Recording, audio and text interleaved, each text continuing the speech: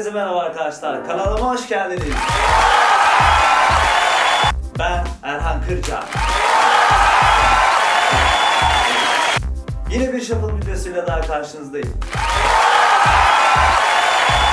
Bugün öğreneceğimiz teknik backstep.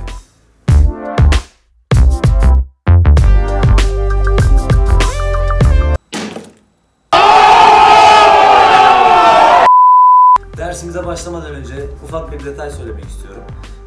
Bu tekniğimizi öğrenmeden önce Running Man, koşan adam tekniğini öğrenmeliyiz. Çünkü arasında çok benzerlik var. Sadece Running Man'de öne doğru adım atıyoruz. Backstep'te ise adından da anlaşıldığı gibi geri adım diyor. Buna dikkat edelim arkadaşlar. Kafanız karışmasın. Ders başlıyor. Duruş pozisyonumuzu aldık arkadaşlar. İlk adımımız sol diz havada. Birinci adım sol ayak geriye doğru adım atarken sağ ayak öne doğru slide yapacak.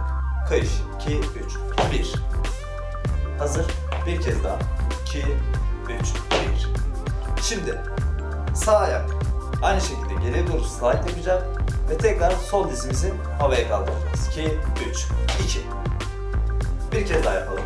2, 3, 1 ve 2.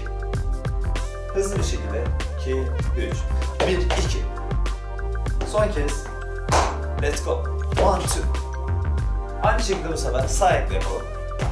2, 3, 1, 2. Bir kez daha. 2, 3, 1, 2. Son kez. 1, 2. Hızlı yapalım.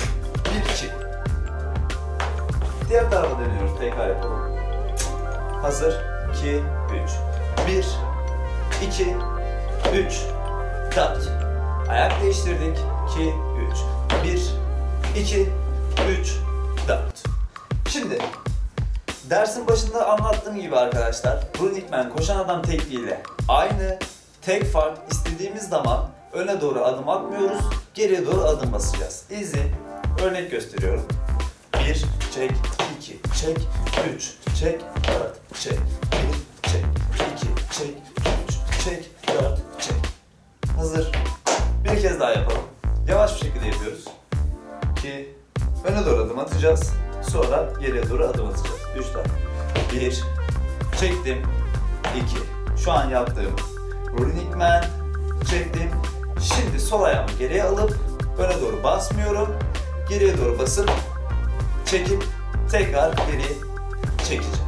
Hazır. 2, 3, 1, çek, 2, çek, 3, çek, 4, çek. Aynısını bir kez daha yapalım. 2, 1, çek, 2, çek, 3, çek, 4, çek. Diğer taraftan yapalım bir de. Sağ ayak havada. Öne doğru başlayacağız. Sonra geri doğru alacağız. Yavaş yapıyoruz. 1, 2, 3, çek, geriye bas, geriye bas. Bir kez daha.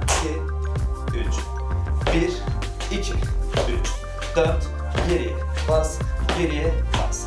Hızlı bir şekilde yapıyorum. 2, 3, 1 çek, 2 çek, 3 çek, 4 çek, 1 çek, 2 çek, 3 çek, 4 çek, 1 çek, 3 çek, 4 çek, son. 2, 3, 4. Backstep tekniğimiz bu kadar. Göründüğü gibi arkadaşlar çok basit. Sadece Running Man'le Backstep tekniğini karıştırmayalım. Running Man'de hep öne doğru öne alıp çekiyoruz. Backstep'te ise öne basıp geriye, geriye, geriye, geriye şeklinde yapıyoruz. Pratik zamanı.